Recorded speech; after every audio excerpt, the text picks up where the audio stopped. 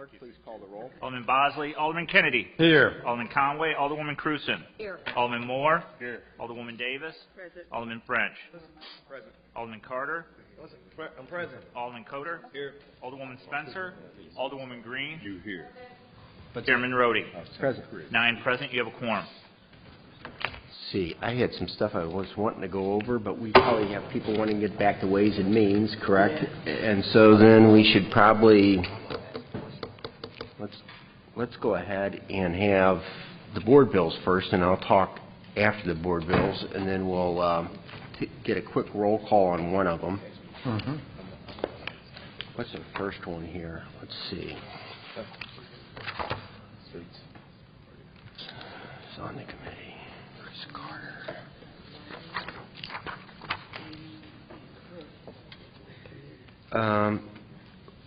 Let me try to figure out who needs to go to Ways and Means here.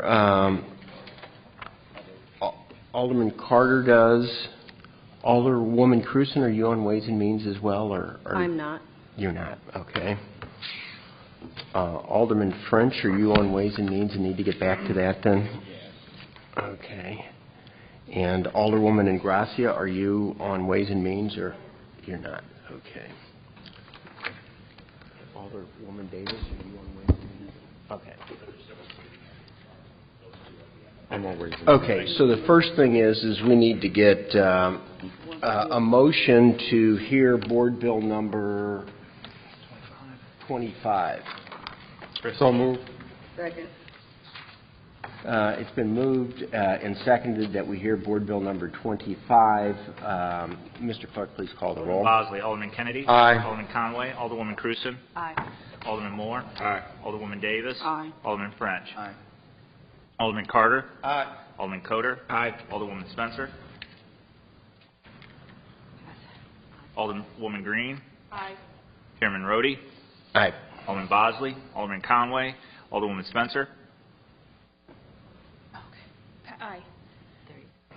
10 aye votes. Board Bill 25 stands before you. Okay.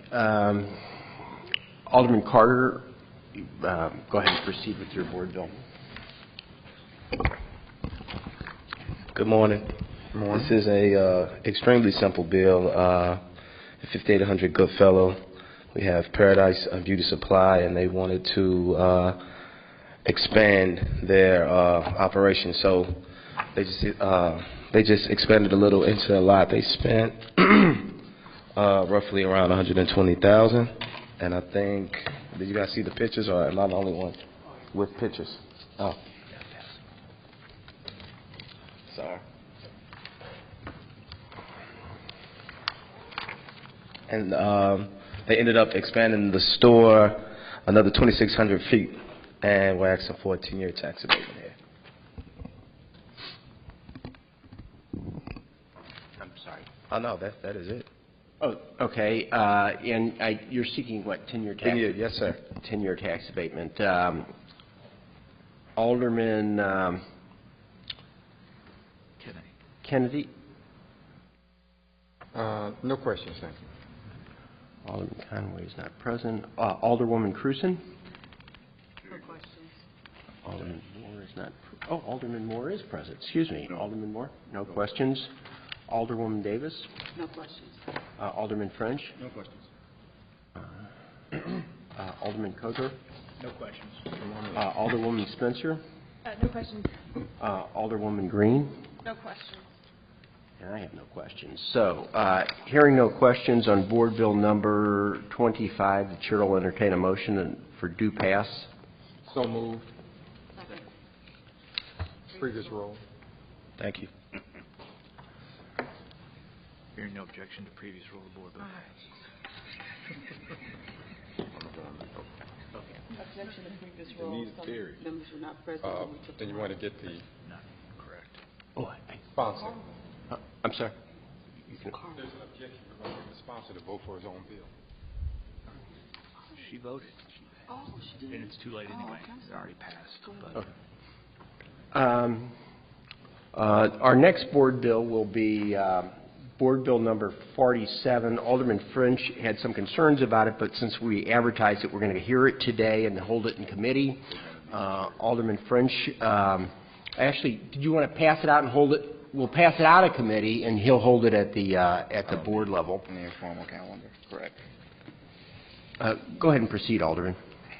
Thank you, Mr. Chairman. This is a simple rezoning. There is currently a business that occupies a large portion of this space. They are expanding their business. They purchased the land around it and are expanding. Anybody else have anything? Oh, geez. And we're changing this. So this is the zoning. So we're talking about changing the zoning from one kind to another. Is that right? Correct. From A single family to F commercial district. Correct. Just that one block area, that one section behind their current location. So they're actually expanding into the back. Okay. And what kind of business is that, Alderman? It is a gas station. Okay. It's a gas station located at 70 in Berkshire. They're kind of landlocked, so they purchased the land around them and are going to rebuild it and make it a little larger. Okay. Let's see. Then Alderman Bosley, Alderman Kennedy, Alderwoman Cruzen, do you have any questions? I don't. Alderman Moore? Oh, he left too. Alderwoman Davis? No questions. Alderman Kern? Alderman Coder? No questions. Alderwoman Spencer? No questions. Alderwoman Green? No questions. Hearing no questions, the Chair will entertain a motion that we recommend this board bill out of committee with a due pass recommendation. So moved. I move we pass out Board Bill 47 with a due pass recommendation. Second. Request for a previous roll. Previous roll, please. Hearing no objections to the previous roll, we'll consider board bill number 47 as heard and passed out of committee with a due pass recommendation. Next, we can go through to Alderwoman Cruzen, board bill number 11.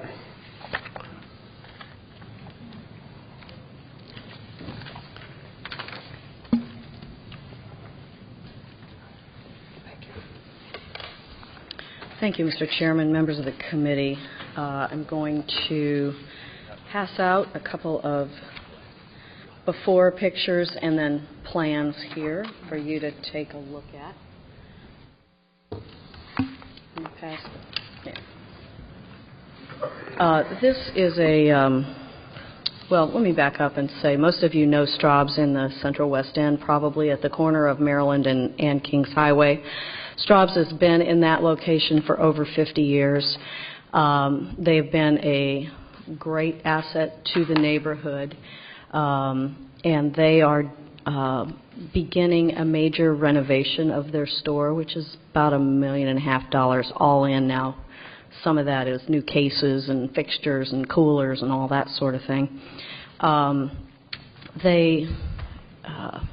Other than just wanting their store to be nice, they also have a major competitor who's coming in a couple of blocks away, and that competitor has fairly significant subsidy.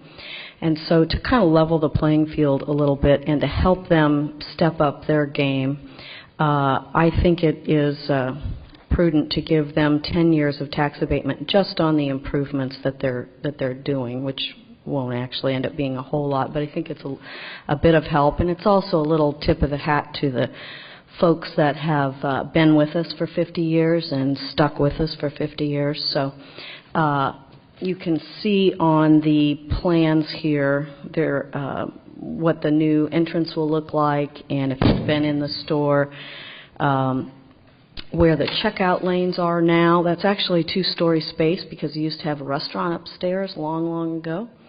And so they're going to be bumping up that ceiling there and just making it a much more attractive, better functioning store, sort of for the 2015s instead of for the, I don't know, 2075s or something like that. So I would appreciate your support of this abatement. Trip Straub is here. If anyone has any questions for him, I'm sure he'd be happy to address those. Come on up. Tell him to come on up. Okay. Trip? Say good morning to your Good customers. morning. To your customers. Any questions? I think we're all very grateful for your long-term commitment to the city, and if there's any questions, Alderwoman Davis? I have no questions, just glad to see that you have the opportunity to do some improvements and continue to be competitive and most especially serve that community that probably will not get the same kinds of services that you get at the new Big Boy. We appreciate it. Alderman Kodar? No questions. Alderwoman Spencer? No questions either. Alderwoman Green? No questions. Hearing no questions, the chair will entertain a motion that we pass this out with a do pass recommendation. Second. Moved and seconded. A request for previous roll. Request for previous role. Hearing no objections, we'll consider this board bill as heard and passed out of committee with a do pass recommendation. Thank you all. Thank you very much. Thank you. Alderwoman Ingracia, Board Bill number 22.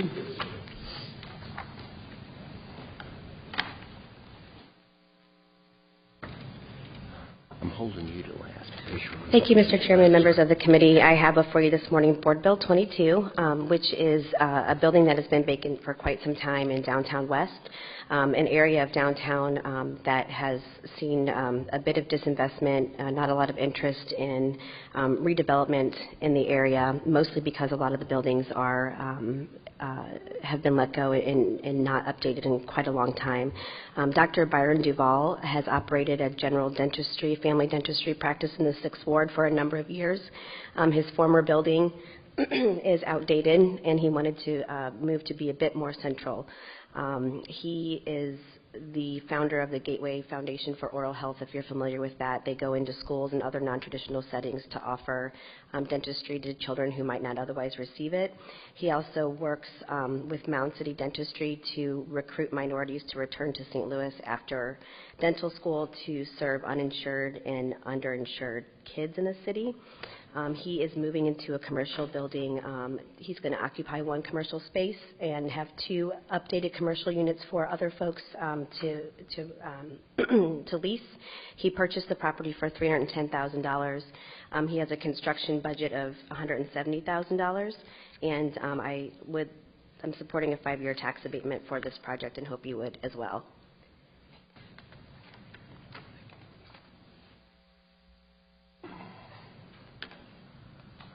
And I'm happy to take questions.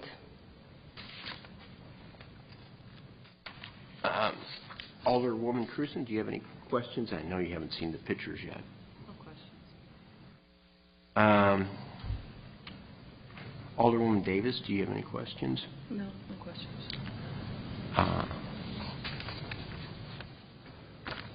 Alderman Coder? No questions.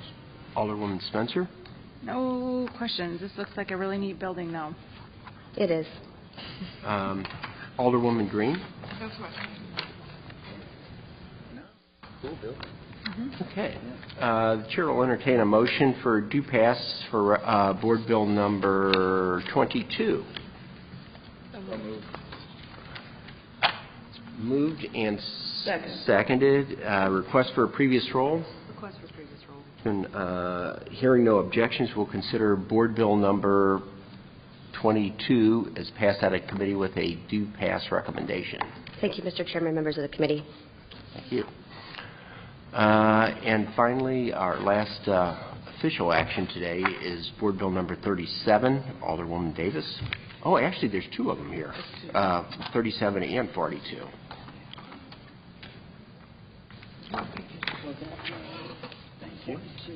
This is 42. That's 42. Okay, 42 first. This is Board Bill number 42. Here's a speaker on 42. And we have a speaker on 42, if I can remember. For Board Bill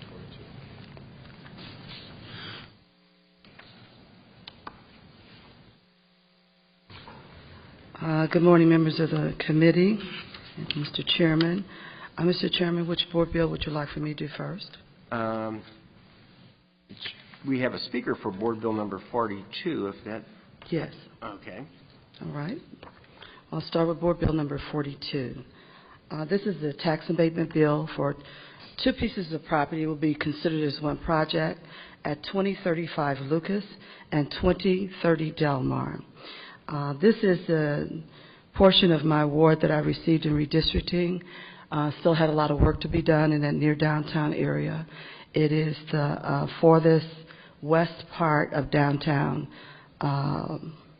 partnership boundaries.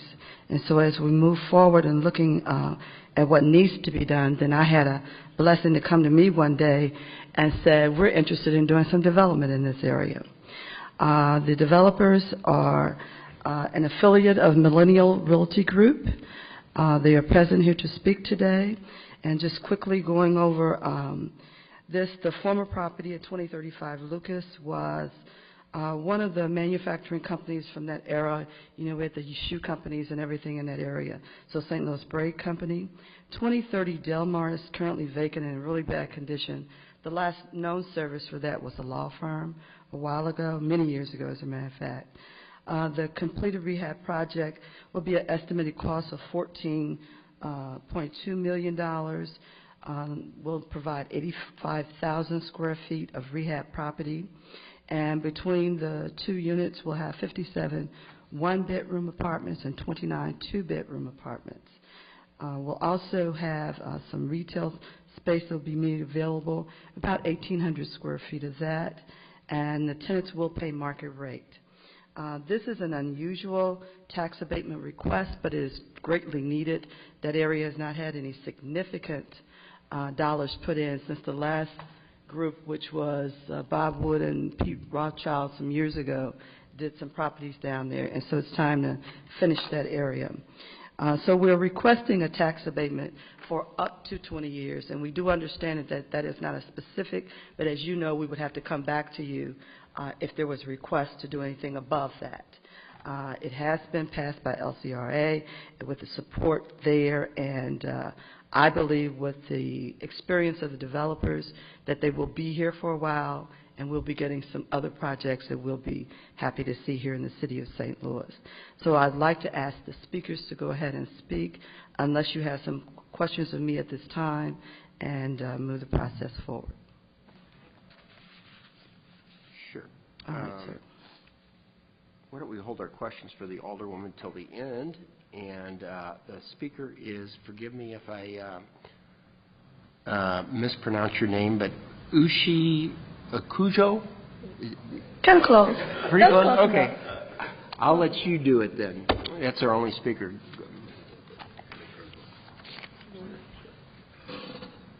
Morning.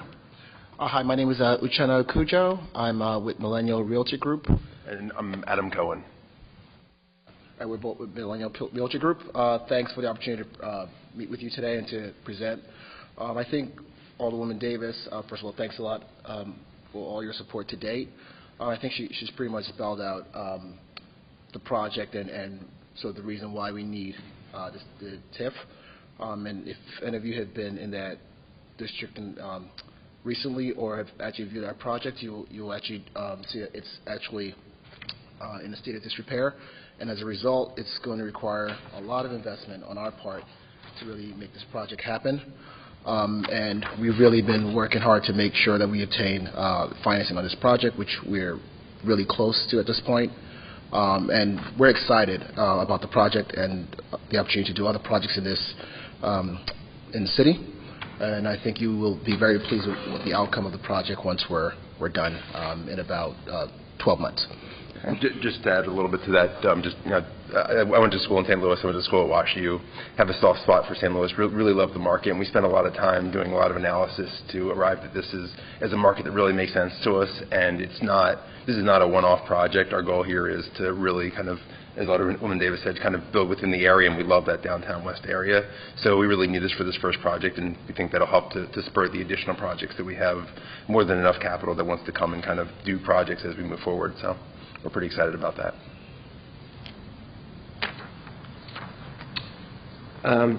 Just had a couple quick questions. One was, are you doing historic tax credits with this project as well then? Or? Yes. Okay, and then 20-year tax abatement, and usually we used to think of that as 10 full, and then beyond 10 is half. Is that? Okay, so, yeah, so that'll be the case here then as well. Okay. I want to correct things. Sorry. Ernesto Segura, I'm counsel to developer. It will be 100% abatement for the 20 years. And he had said TIF. It's just the abatement. There's no TIF. Tax abatement. Correct. But one of the things that It's up to 20 years. it's up to 20 years. Correct. And if appropriate real dollar investments and timetable moves well, there's a possibility that we could bring it down, but we don't know that yet. And that's why they gave us the opportunity to have the flexibility. Correct. So if we had to change the timeline and/or dollar amount of the project, it would be sufficiently done. And of course, as always, we would have to come back if anything changed to all committees. So we're very well protected in that. So you've established some sort of triggers that could shorten it. Okay, and is that codified in the ordinance, or is that a side agreement, or how did? In the LCRA committee meeting, one of the things we had a lot of questions there, as a matter of fact. One of the things that they understood was that especially the 2030 Del Mar building may really be a challenge. But as you move forward and you do your due diligence and prepare for the project, you know your numbers can change. And so they wanted to give them the flexibility to get this project done. And I guess I should come back to the mic. Some of the other things that I wanted to put on the table, too, as we move forward, and I think this is one of the reasons why we were passed out of committee with this process standing as it is because they saw the true commitment to this. So they're coming to the table not only with some investment dollars themselves from an investment group, but they also are making a total commitment by moving to St. Louis. So they will actually move here from Philadelphia and from New York and live here and work here and continue to work here as long as they see investment opportunities. So that gave us a little bit more of a safeguard that this is not a project that we anticipate to have major problems, and mainly because of their experience as well. And I've been very close to the project as well as they are looking for their financing here locally too.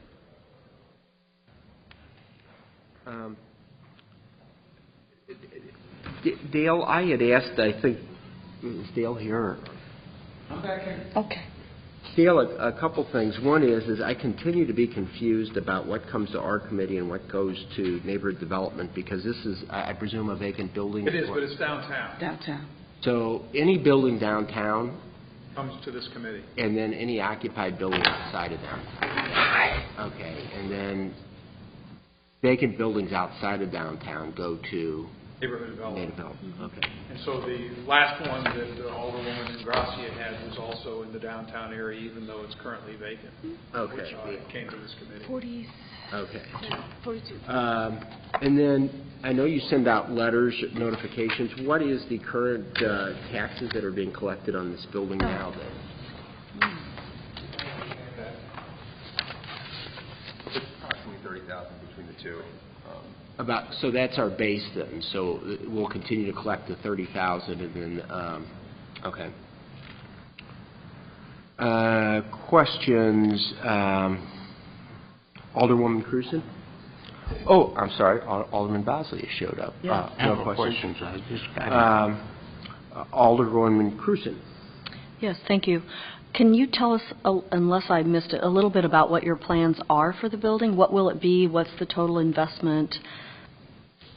I don't know if you have any pictures. I think a fact sheet that was distributed. I'm sorry. It's right in your, it's one of each. Here it is. I'm sorry. That's my We'll circle fault. back, give you a second to look at that. Alderman Cotter. No questions right now. Alderwoman Spencer.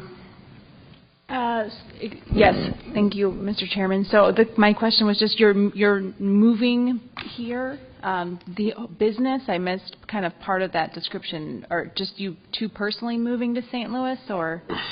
Yeah, so we're going to be the ones on the ground. So we have investment partners, and as part of that mandate, first of all, for capital they're going to invest, it doesn't make sense to do one project. So the mandate and the agreement is to look for several opportunities. That scale is what allows the business to make sense. And also as part of that mandate, we're required to be on the ground, both to manage the investments, this investment, and seek additional opportunities. Well, that's very exciting. Welcome to St. Louis. Thank you. Well, he's been a long time. Yeah. Welcome back. So no further questions. Thank you.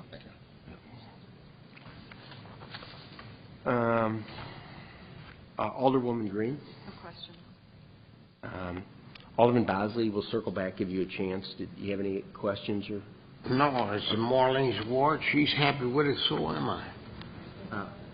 Alderwoman Cruzen? No questions. Thank you. This looks like a really great improvement there. Okay.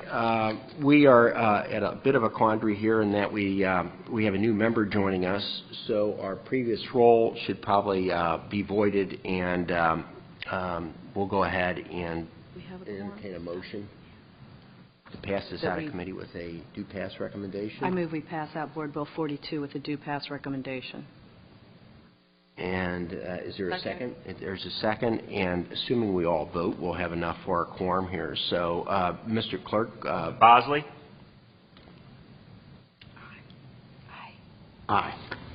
Alderman Kennedy? Alderman Conway? Alderwoman Cruzen? Aye. Alderman Moore? Alderwoman Davis? Aye. Alderman French? Alderman Carter? Alderman Coder? Aye. Alderwoman Spencer? Aye. Alderwoman Green? Aye. Chairman Rhodey? Aye. 7 aye votes, 0 no votes. Board Bill 42 comes out with a due pass recommendation. Thank you. Fussing about my ink pen. I ain't even here with him. If we could, I'd like to spend just... One more bill. Oh, one more bill. I'm always out of order here. Okay. Board Bill number 37. Alderwoman Davis. Thank you, members of the committee. This is a zoning bill, and it has the opportunity to, as you have seen so many of these come before this committee, as we look at projects and opportunities, we're cleaning up our zoning matters that assist us in getting things done. So here we have a property that, and it's a little complicated, so I'm going to actually read it. So we're zoning from E, which is multifamily dwelling district, H, area commercial district, and J, industrial district, to the H, area commercial district. And that sounds really complicated, but I think that we have the expert here. Mary Burton is here. So if you have any major questions on this, I would suggest that we bring her up and let her clear this up, because I was even confused when I saw it actually going back to H, but then she explained it to me. So I think it's a little bit better. In this particular area here, for the legal description of this, we have, of course, you know, this is the area with St. Louis University and that whole small commercial area there that also has housing as well as retail.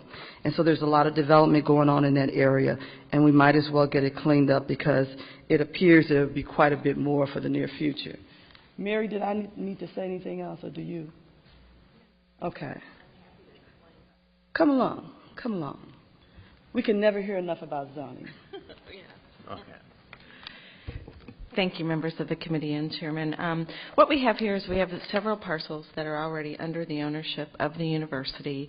The university came to us seeking to do a student housing project there, and for the purposes of acquiring a building permit, they needed to do some consolidation of parcels.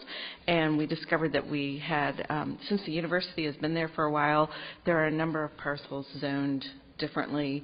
The building code doesn't allow for you to pull a building permit if you're going to build across building lines. So the university has graciously made an application and cleaning up the zoning on their own. So we have some parcels that are dual zone, we have some parcels that are zoned industrial, and we had some parcels that were zoned residential.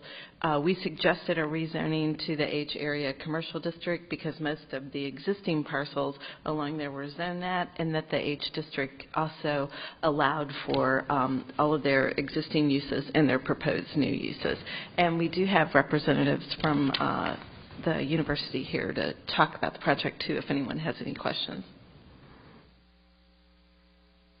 Great. I guess if they're here, this is for the dormitories they're starting. So yes, sir.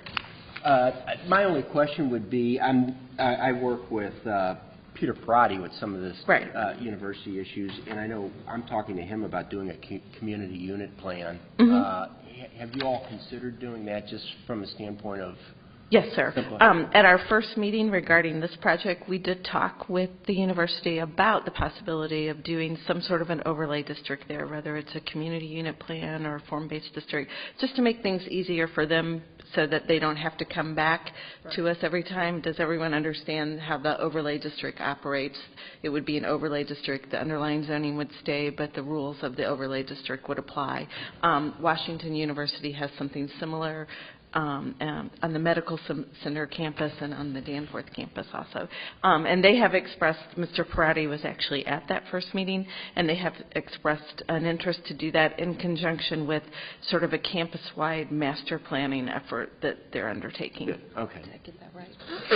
I know that we've been kind of working with them on the medical center campus, so I was hoping that. Okay. Let's go ahead and go through the Alderman Bosley. I don't have any questions on it. There's Alderman Kennedy is back with us. Alderman Kennedy, do you have any questions? No questions. Alderman Conway? No questions. Man, we got everybody coming back now. We're popular again. Okay, Alderman Moore has not joined us yet. I missed Alderwoman Cruzen. Excuse me, Alderwoman. Do you have any questions? Alderwoman, do you have any questions? I don't. Thank you. Alderwoman Davis? Alderman French? No questions. Alderman Carter? No questions. Alderman Coder? Go Billikens, no questions. Alderwoman Spencer? Yes, I have just one question. Thank you, Mr. Chairman. So this looks like it encompasses about half of this whole city block. Is that correct? Yes. What is the other half zoned? Is it all cleaned up as H? Yeah, it'll all be H. Okay, great. Thank you. Alderwoman Green? No question. The chair will entertain a motion for DPS recommendation. Second.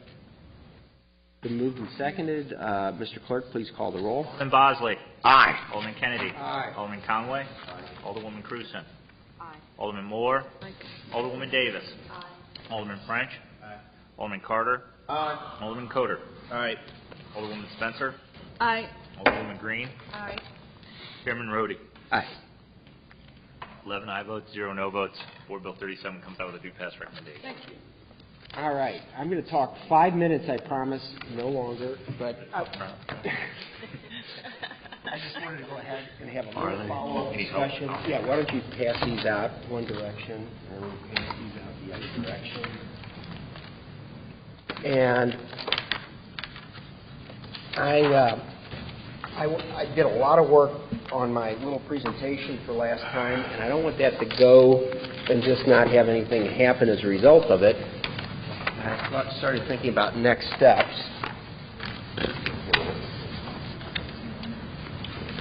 And I wanted to spend just a 5-minute time to get some feedback on next steps. I've been talking to a lot of people kind of offline. I'm sure I've overlooked people, but certainly don't feel, if you have some ideas and you feel uncomfortable bringing them up in front of the committee, certainly feel free to flag me down at the board session or something, or schedule a time to meet with me. I don't want to, kind of dominate this thing. I'm really looking for ideas. Last time we went through, we talked about strengths and weaknesses, and then I came up with some strategies as samples, and then some tactics. And a lot of those things need to be really vetted. And then we kind of concluded with SLDC giving us a list of things that they're working on. And I think it's really important that we keep close rein on this and that we kind of follow up with them.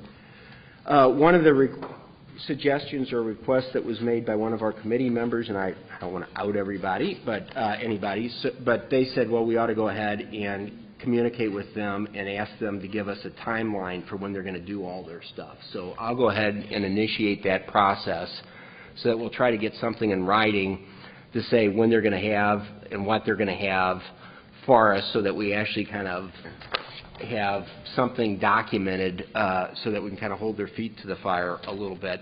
The other thing was, if we kind of go through these, most of the friction that's going to develop is going to be money oriented.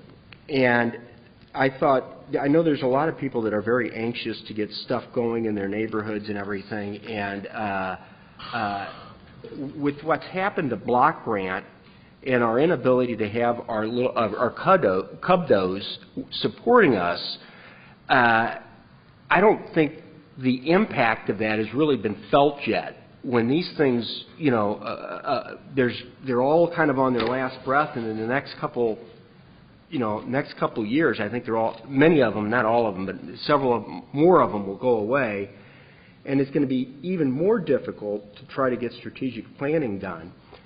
And I am extremely concerned about that. And so I think we were anxious, and what I thought was that we could hold off on all the money type of stuff. So if we go over these things, and I was kind of thinking about this, be the best at dynamic pricing of our incentive programs. What that is that's French for telling people that we're going to start cutting back on incentives. And how we're going to, creating a more pro-development taxing environment. I mean, we're talking about changing taxing environment, wean developers off of incentives. All of those things are money issues. But there's a few of these things that I think we can all agree on, even if they're not top priorities in our business plan, that we can at least kind of work on. And the one that I thought was probably the most important to get started on, and what I'll be spending a lot of my time on, is the one on page 10, the second one on page 10. It's called Decentralize, Localize, and Empower Neighborhood Planning and Development. Talked a little bit about this before, and in the absence of having the CUBDOs and the absence of having central planning down at down at SLDC, they have no planning function over there. And I know that there are a number of aldermen who've come to me and said, hey, how do you go ahead and create a TIF district, or how do you go ahead and create a community improvement district, or how do you do this stuff, and how do you create a farm-based plan, or how do you do all those things, and now we don't have any resources for that at all. So I've been pushing them, and I think we've agreed that there's a need for that, and they're going to go ahead and we're going to get something done, and the skill set that you need is community engagement. You need some legal support. You're going to need some urban planning support and probably some financial analysis support. So it's kind of a team that you need to kind of go into a neighborhood to do that. And then hopefully when you do it, you'll get enough energy out of it that you'll have kind of a sustained momentum, but you're still going to have some resources to kind of maintain that and kind of keep people on direction and so forth. So they've agreed that we're going to try to do one north, one south, where they'll fund that. And I'm concerned that there's not going to be enough resources to sustain it, and people really have to want to make it happen, and there has to be ownership of it and everything else in order for that stuff to work. But they've agreed to do that. So that's one. I don't think it's a big ticket item. I think it's something that we can all agree on. But there's other things in here that, that we can begin working on that are really low budget items, like the one right above it, use density to our advantage. These things are just, things that we should all probably agree on, or most of us, I think, can agree on. There really doesn't cost us much, and if anybody wants to take any of these things up, I've already got them to start pulling some. I've asked them to do a research on best practices for zoning, economic incentives, and transportation planning together as a region. So I want them to go out, look at other regions, and try to figure out how transportation, zoning, and all that stuff should be done hand in glove. And right now it's all being done, you know, we have East-West Gateway doing stuff, we have Metro doing stuff, and then each municipality and frankly, each ward is doing stuff separately. And it should all be part of a coherent plan. So I'm asking them to take a look at that. If anybody wants to jump forward and start, getting involved in that, I'll be glad to kind of give you some, work with you on that. And the other thing is develop a post-Ferguson redevelopment plan or strategy, and I think it's really important for us. I don't know what's going to come out of the Ferguson Commission. That's been, and I don't know if anybody's even monitoring that. And how that might impact the city. I think that there needs to be a kind of an ask list that comes out of that and some bullet points, and we ought to certainly be watching for that. And maybe they're going to be looking out for the city's interests, maybe not.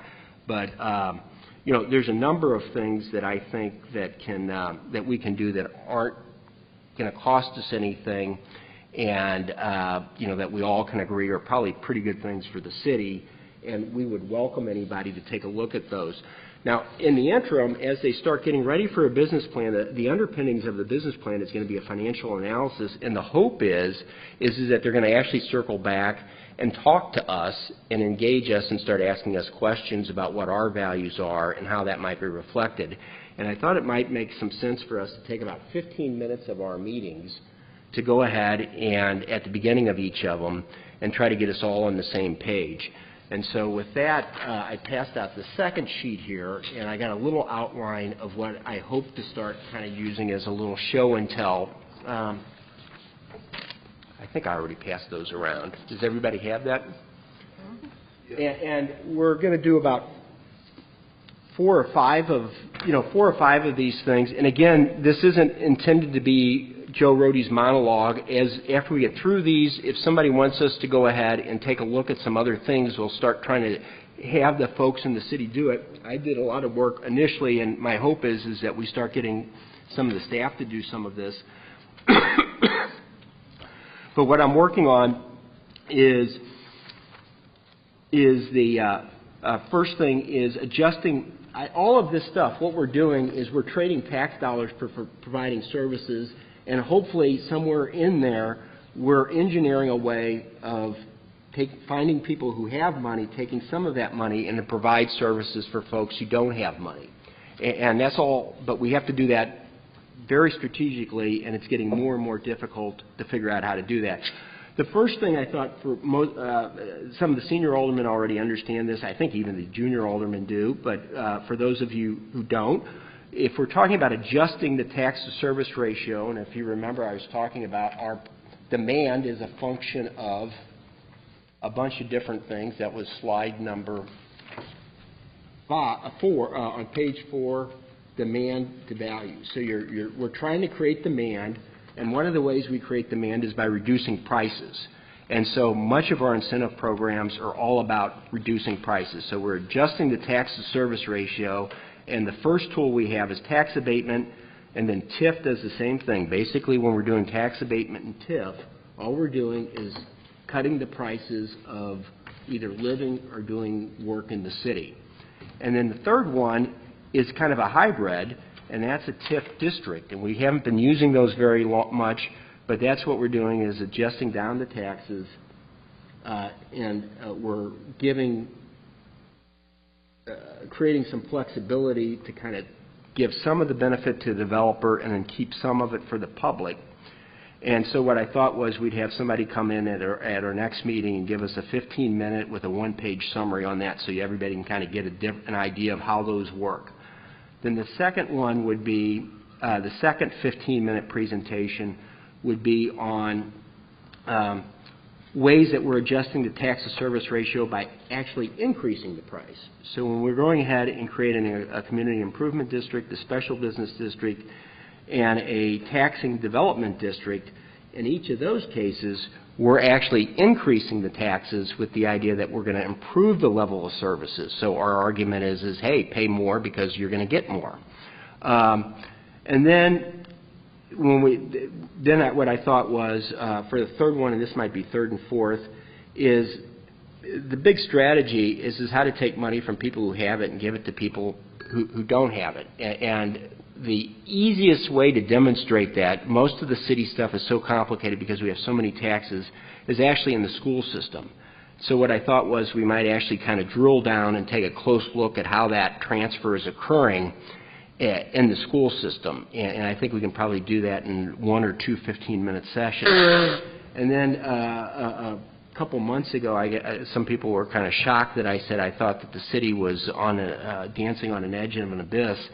And to show you, the challenges before us, and we start realizing the cost of all these things, and then you overlay the demographic with the demographics. So once we start getting the base numbers of what it costs to provide services, I mean, what's staggering is what would happen, to our cost structure, what has to happen in order for us to start filling up all the vacant lots in the city and the demographics, because what's going on right now is we're stabilizing somewhat population loss-wise, but we're being repopulated with people who are living primarily in apartments who don't have children. But that doesn't create any demand for the vast majority of the residential areas of our city, which are predominantly single-family homes or two-family homes, which is going to go ahead and have far more children, which then in turn, if you repopulate that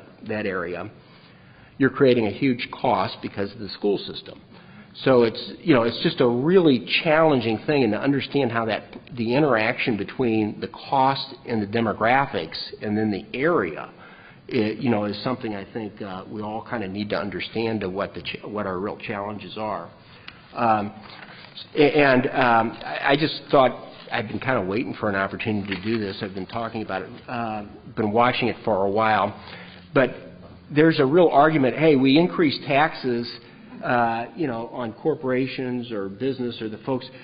The world has gotten so mobile now. It is just, and people run away from taxes, and people say, oh, why can't we just go ahead and increase, more corporate taxes?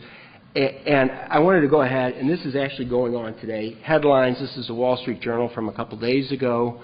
And what's occurring is Monsanto is talking about buying a company called Syngenta.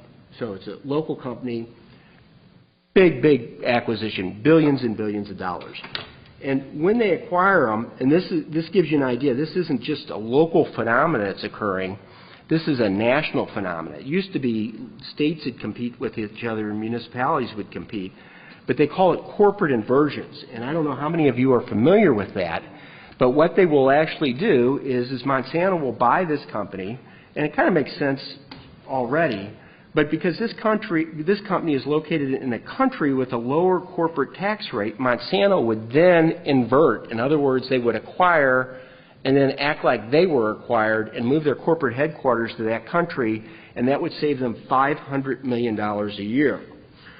So that gives you an idea how when you begin taxing something, that revenue can disappear on you relatively quickly, and they're talking about doing this internationally.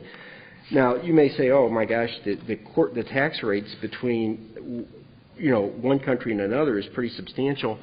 But if you take a look at the earnings tax and the payroll tax, which is 1.5%, and if a company has a 5% profit margin, but 50% of their expenses are salaries, that's the equivalent of a 15% income tax difference.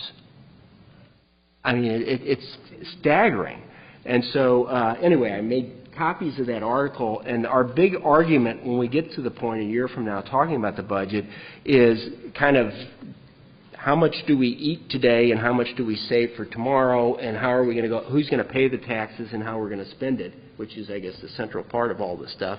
But my hope is over the next 4, 5, 6 meetings, we can get to the point where at least we're all on the same page and we can kind of begin understanding how some of these numbers work. And again, we're very open to the idea if you think that I have some sort of agenda on this, certainly, and you want to take a look at something else, we're very open to going ahead and having someone else come through. I don't want to become off overly pedantic, so we're going to have some other people make some of these presentations. But the goal would be about 15 minutes at the beginning or at the end of each of our meetings that we have some of these topics that we begin kind of doing educationally so that 6 months or a year from now, when they start interviewing you for the business plan, that we all kind of at least understand the principles that are involved. I've done enough talking. Does anybody care to comment on any of that or have any questions? Or yes, Alden. I have a suggestion. So I think this is a very helpful exercise, and it's something that all aldermen should know about. Is there a plan to produce some kind of a document or something at the end of this so that it will live beyond just this session? Well, what I was hoping to do is I was going to start off, I was actually thinking about buying everybody a 3-ring binder and then starting to collect these things. But my hope is that we get a one-pager. I'm going to be asking each of these people to kind of do a one-page summary as they come in. And then that way it could be kind of a reference material as we go forward. And I think the real document, this stuff I consider non-policy, mostly just educational. The policy part, I think, which was a commitment I think I made to you and others when I took over chair last year, was that we're going to do a lot of research, but when it comes to policy, that's when the aldermen should get involved. And in my mind, the policy would be adopting a business plan in some way, shape, or form, and that should be the reflection of our collective values. I think we're going to continue to have disagreements on how much, the big argument is how much incentives are we going to provide, or how much are we going to reduce taxes for somebody to come back into the city. And I think we all need to understand how profitable different segments of the population are. And it's going to take a fair amount of financial analysis to get to that point, and we're nowhere close to it right now, at least not in my opinion. Then we go ahead and have that discussion. We'll probably disagree on a lot of things, but hopefully we'll at least have kind of a body of knowledge assembled in an organized way that we can at least argue, somewhat on the same set of facts. So does that answer your question? So I think the adoption of a business plan is actually where the policy begins. And of course, each time a board bill comes before us, we have the ability to modify whatever that is. But the business plan, I think, should be the reflection of our collective values to the extent that we can, agree and develop a consensus on something. Mr. Chairman, I'm sorry, AJ. No. One of the things I like about this process is that we're actually empowering the alderpersons to all start at the same point. Right now, a lot of us are at different points based on our backgrounds or experience, whether or not wherever that place is in the sky that determines which area gets more attention than others, all of that. So if we create a plan that we operate on behalf of the city and everybody has input, everyone's educated on how it moves forward, because I know I've learned a lot from you. As much as I've been involved in this over the years, I want to start a process for the southwest part of my ward to put some things in place to take care of all that commercial. And it does take a moment. And you have to have a plan, an incentive plan that makes sense. It's not going to break the bank. And a lot of that is not always understood. So I think it's a good process for all of us to go through. Thank you, Alderwoman. Any other questions or comments then? Great then. Certainly feel free to catch me offline if you have something that you'd like to add to our agenda or anything. But hearing no other questions, I'll consider today's meeting adjourned. Thank you. Thank you.